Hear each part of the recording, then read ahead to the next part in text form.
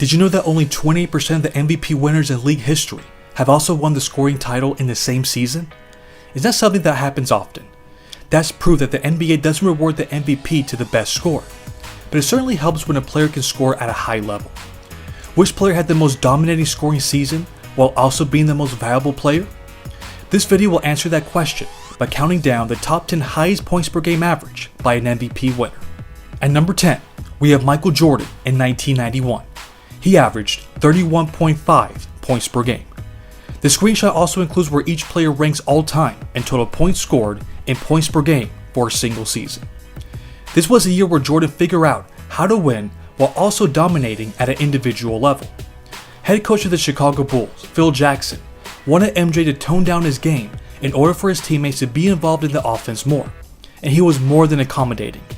We know this because this was one of the rare instances that he didn't have a 50-point performance for the season. There were times where he could have if he wanted to, like when he scored 42 points on 64% shooting in 3 quarters against the New Jersey Nets. But his primary focus was to get his team ready for a championship run.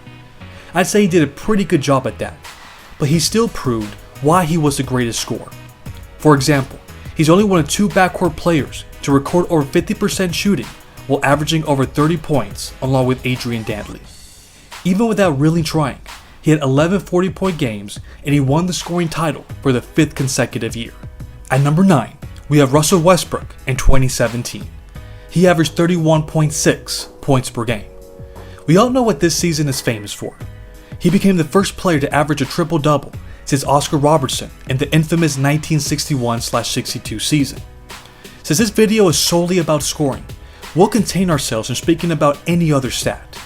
However, it's important to know that this dude averaged double-digit assists and rebounds. He did it all for his team, and it gives us a little bit of context on why his shooting percentage was so low. Not that anyone has ever called him a pure shooter, but I'm willing to give him a pass for this season only. He had 4 50-point games and 14 other 40-point games. If that's not impressive enough, 3 of those 50-point games and 5 of those 40-point performances included posting a triple-double. His most impressive game came against Orlando Magic when he had 57 points on 53% shooting, 13 rebounds, 11 assists, and 3 steals. That is currently the 3rd highest scoring total while recording a triple-double. He was so electric all year long. Although he has the lowest field goal percentage out of any player in this list, he has the highest scoring average while recording a triple-double for a single season. At number 8, we have Kareem Abdul-Jabbar in 1971. He averaged 31.7 points per game. What he did in his sophomore season was legendary. He won his first scoring title, regular season MVP, championship, and finals MVP. He also led the Milwaukee Bucks to the most statistically dominant season in NBA history. All those accolades give us an idea of how dominant he was. But now we get to his scoring numbers. He produced the highest field goal percentage by any player that's averaged over 30 points. As far as his individual performances, he had 2 50-point games and 8 other 40-point games. His most impressive performance came against the Boston Celtics when he had 53 points on 71% shooting, 14 rebounds, and 7 assists. Another notable performance came against the Seattle Supersonics when he had 42 points on 62% shooting, 29 rebounds, and 7 assists. Those 2 games highlight the maturity that a young Kareem already possessed. When you have someone that is having the most efficient scoring season that could create offense for others, how do you even stop that? It's no wonder the Bucks had the type of season that they had. At number 7, we have Kevin Durant in 2014. He averaged 32 points per game. Here's how impressive this season was from Kevin Durant. He was competing with LeBron James at his peak, and there was no debate that he was the most deserving of winning the MVP. The numbers were just too overwhelming. In the scoring department, he currently has the 6th highest true shooting percentage out of all the qualifying players that have averaged over 30 points. What makes his efficiency even more impressive is that he had to carry his team that was short-handed. Russell Westbrook missed a total of 36 games, so for nearly half of the season, they did not have their best playmaker and all-star guard. However, they went 25-11 in his absence. During a 27-game span between December through February, he averaged 35 points per game on 52.7% shooting, 7.5 rebounds per game, and 6.3 assists per game.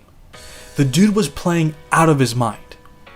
For the year, he had 2 50-point games and 12 other 40-point games. His season high came against the Warriors when he had 54 points on 68% shooting. He defeated that team without Westbrook. At number 6, we have Joel Embiid in 2023. He averaged 33.1 points per game. He's the only player on this countdown that didn't reach the top 50 in total points scored because he missed 16 games. But his scoring average was nothing short of legendary.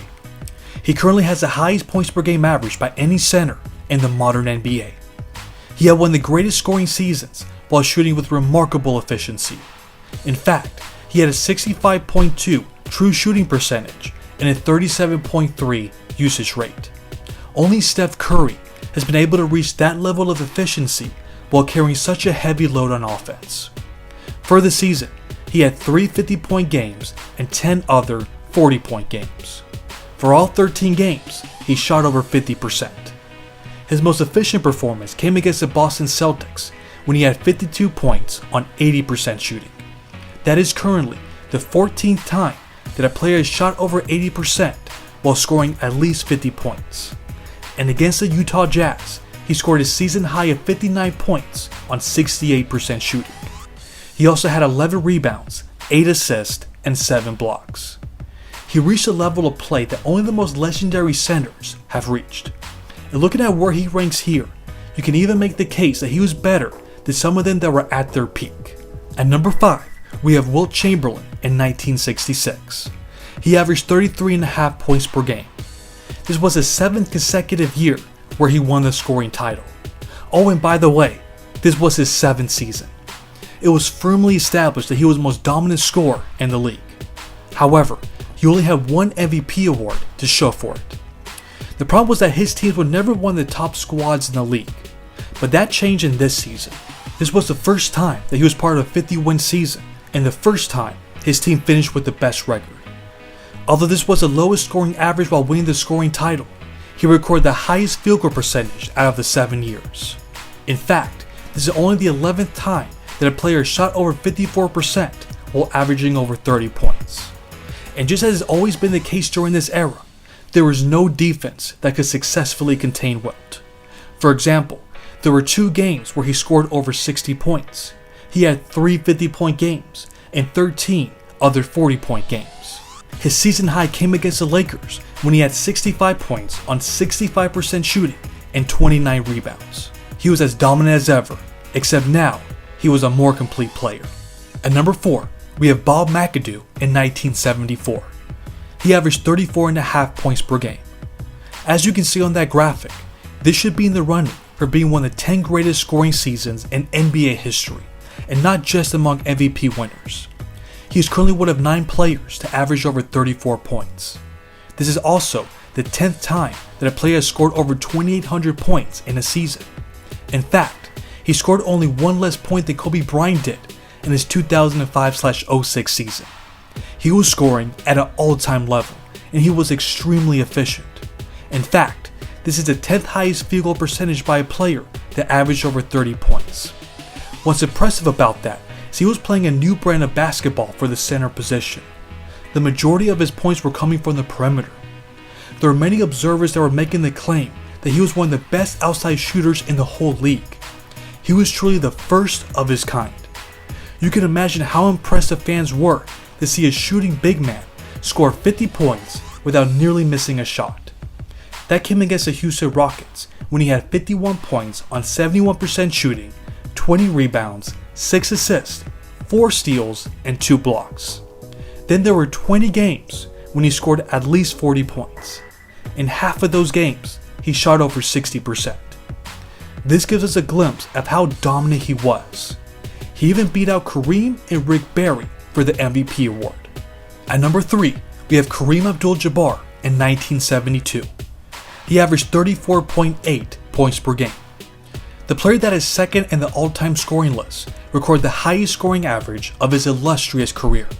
On top of that, he is the only player to average over 55% from the field while scoring over 34 points per game. When we think of dominant big men, we surely bring up players such as Shaq and Wilt for the physical advantages that they had over their opponents.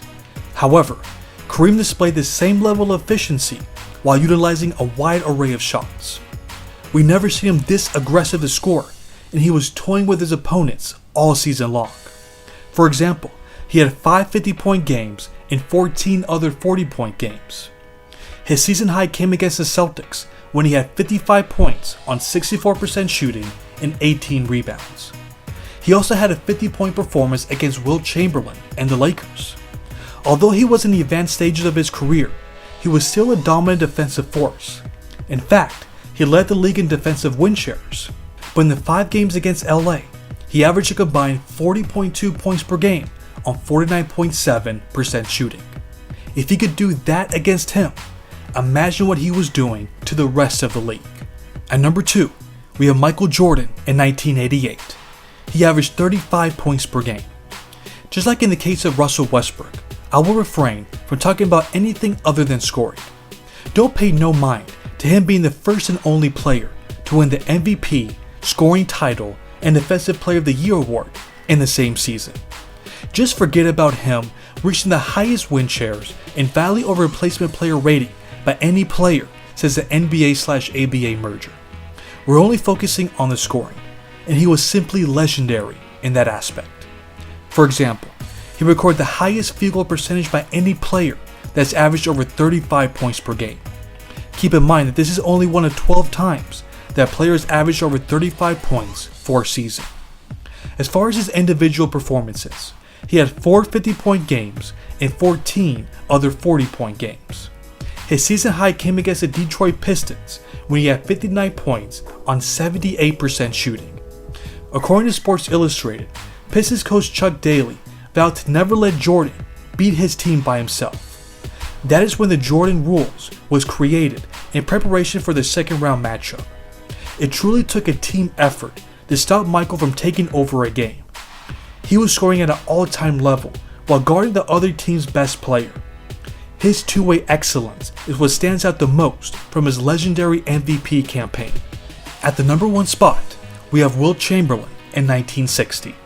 He averaged 37.6 points per game. He didn't just win the scoring title and the MVP. He also won the Rookie of the Year award. That's right, Wilt came into the league shattering all kinds of records. That includes this one. He's still the player that recorded the highest points per game average by anyone that's won the MVP. For the season, he had 5 50-point games and 27 other 40-point games. His season high was 58 points, which he did twice. His most notable performance was against the Pistons when he also added 42 points and shot 59% from the field. We're talking about numbers that people didn't think were humanly possible to reach at a professional level. But Wilt exposed the league. There was nobody that was close to having the size or strength to contain him. Bill Russell was the only player that had the mental fortitude to take the beating, but he was still physically overmatched. Out of the 12 times that they faced each other that season, there were 7 times that he scored over 40 points, which included a 53-point performance. If he was putting up numbers like that against the best defensive player of his generation, imagine what he was doing to every other poor soul. Wilt was setting the tone right from the beginning and was giving a glimpse of all the record-breaking seasons he would have.